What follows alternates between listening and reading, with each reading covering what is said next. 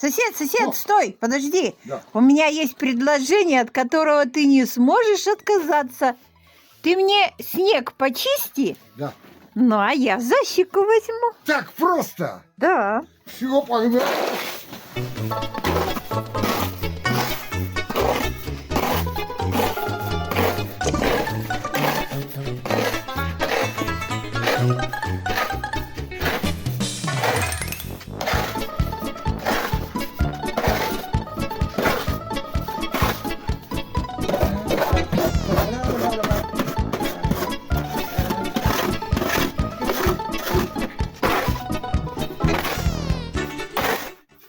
Ну, расчет давай.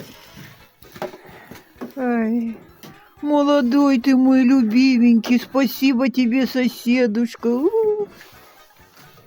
Охренеть тебе встать, блин.